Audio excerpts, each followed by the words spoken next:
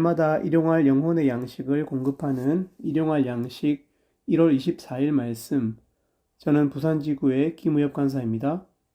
오늘 본문은 누가복음 13장 18에서 35절까지의 말씀입니다. 오늘 본문의 내용은 예수님께서 하나님 나라에 대해서 비유로 설명하는 모습이 나오고 있습니다. 또 그 하나님 나라에 들어가는 일이 결코 쉬운 일이 아님을 말씀해 주고 있습니다.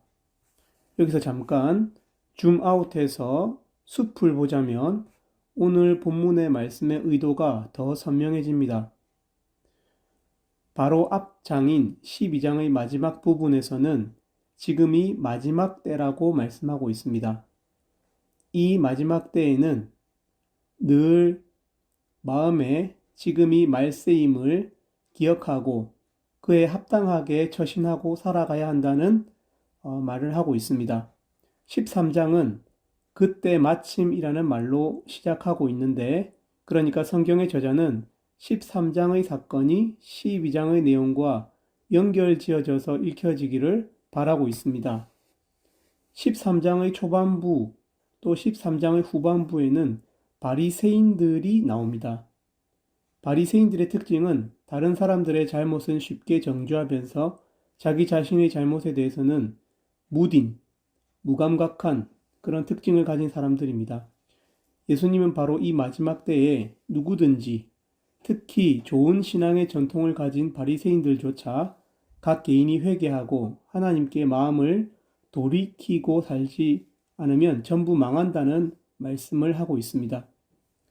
이제 오늘 본문으로 돌아와서 예수님은 하나님 나라를 비유로 설명하십니다. 하나님의 나라를 어떻게 설명할 수 있을까요? 18절에서 21절까지에 보면 먼저 하나님의 나라는 어떤 사람이 채소밭에 갖다 심은 겨자씨 하나 같다고 말씀하고 있습니다. 겨자씨가 이후에 나무가 되어 공중의 새들도 그 가지에 깃들이게 된다고 말씀합니다. 하나님의 나라는 보이지 않을 정도로 작지만 생명력이 있어서 반드시 성장하고 완성되어 갑니다. 결국에는 새들이 날아와서 그 하나님 나라 안에 정착하고 쉼을 누리게 됩니다. 또 두 번째로 비유해서 설명하시길 하나님의 나라는 가루 서말 속에 갖다 넣어 전부 부풀게 된 누룩과 같다고 말씀하십니다. 누룩은 눈에 보이지 않을 정도로 적지만 반드시 그 반죽 전부를 먹고 부풀게 합니다.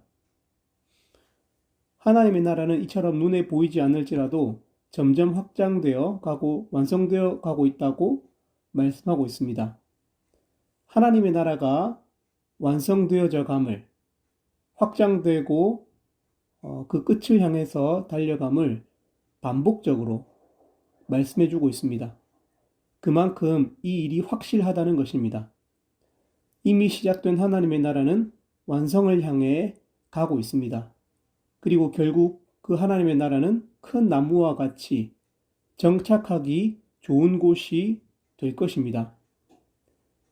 그런데 이후 구절에서 예수님은 그 하나님의 나라는 누구나 쉽게 갈 수 있는 곳이 아님을 또한 말씀해 주십니다. 22절에서 29절에 보면 예수님은 하나님 나라에 들어가는 것이 결코 쉬운 일이 아님을 말씀하십니다. 어떤 사람이 질문하기를 천국으로 들어가는 것이 적으냐는 말로 시작하고 있는데요. 그만큼 천국은 소수만 가는 곳이냐고 물으면서 시작되고 있는데 예수님은 결론적으로 천국 문을 힘써서 들어가야 한다. 천국 문은 좁은 문이다 라고 말씀하십니다. 그러니까 천국에 들어가는 사람이 얼마나 적은지 얼마나 많은지 설명은 하시지 않았지만 소수가 들어가는, 힘써서 들어가야 하는, 결코 가기가 쉽지 않은 곳이라고 말씀하고 있는 것 같습니다. 성경은 선명하게 말씀하십니다. 천국으로 가는 것은 힘써서 가야 하는 곳이고 좁은 문이고 소수만이 통과한다고 말씀하고 있습니다.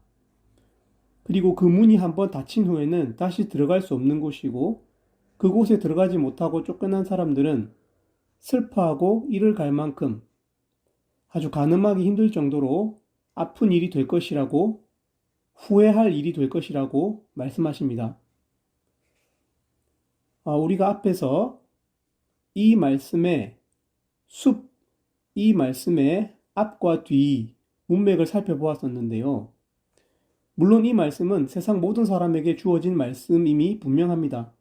우리 모두는 다 회개하고 이미 완성되어 가고 있는 하나님 나라에 들어가기를 힘써야 합니다. 그런데 13장의 초반부와 후반부에 이 말씀의 독자가 바리새인으로 특정되고 있다고 했습니다.